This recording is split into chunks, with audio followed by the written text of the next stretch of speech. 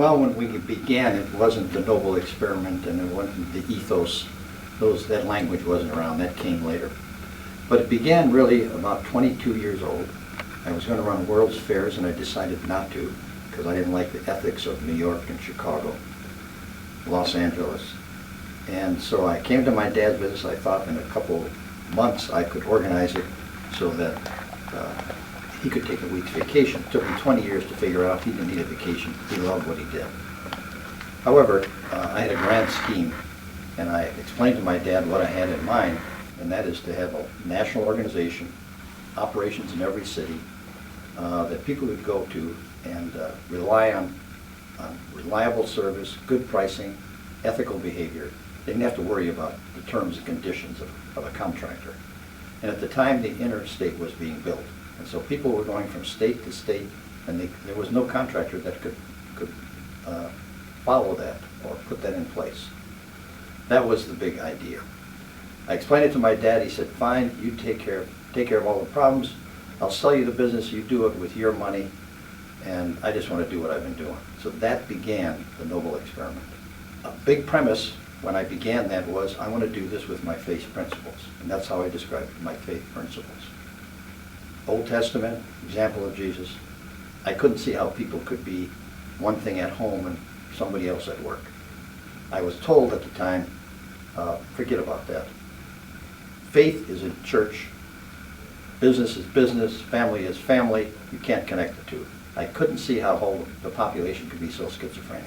So I just began, but I began with an enormous amount of confidence. You could even call it cockiness. I'm going to show you. I'm going to build the best company around. It's going to be a great place to work, long term, and have exceptional performance, very satisfied customers. And it'll be an example. So I began that process. Well, got married, had children. Sue and I talked about our eventual disposition of our estate, which wasn't that much actually at the time, but I'm a long-range planner guy. So we said we're going to give our kids a start in life, but all of our assets are going to be put back to the community. We think the kids will do better. We just think it's the right thing to do. It doesn't belong to us in the first place. We're the stewards. We've been gifted with all kinds of things, and we are where we are. And when we're done, it's going to go back to the community. So here we are, 40s. I'm thinking about, well, how do I do this? Early 50s. If that's so, what are you going to do with your biggest asset? At this point, the company is highly successful, made plenty of money. Assets are substantive. And so the idea was to sell it back to the employees or the management. And ratcheting forward, I spent about 5 years thinking about that. We spent about 3 or 4 years trying one approach to that. It wasn't going to be timely enough. And so we went to the employee ownership thought. So I went to Ronnie Hinson and Norm Dahl. These were people that really were with me for 25 years, and together we really built the company. And I asked them, what do you think about selling this to the employees? And at book value, because that's a simple formula. And know that at book value it's significantly less than we'd get if we sold the company to some outsider. And they both immediately said yes. So all the years I had spent with them, really giving them whatever I had, whatever I could share, it was up to them to do with, what they wanted with my experiences. Added to their experiences, they're more of a whole person. And early in their careers, they both said in varying ways, I am in a place that I never thought I would be in my life. So they're saying at that moment, no problem, knowing full well that was going to cost them millions of dollars in the short term, was a great confirmation of the values and the core ethical behavior, the thinking, the stewardship of the company. So we went forward a few more years, took this to the board of directors. They thought I was crazy. They said, why don't you just sit on it for 3 years? You must have read a book. You said some guru. They just thought it was absolutely goofy. You should sell the business, get the maximum value, or at least sell it with some consideration for the value. And I said, no, it's not necessary. Keep it simple. I'm a keep it simple guy. I work at that. So I sat for 3 years, came back to the board. They said, okay, let's go. And so we hired a consultant to look at 12 companies around the world that have been owned by employees for more than 50 years with a list of questions that we had. And the survey was done based on those things that we needed information on.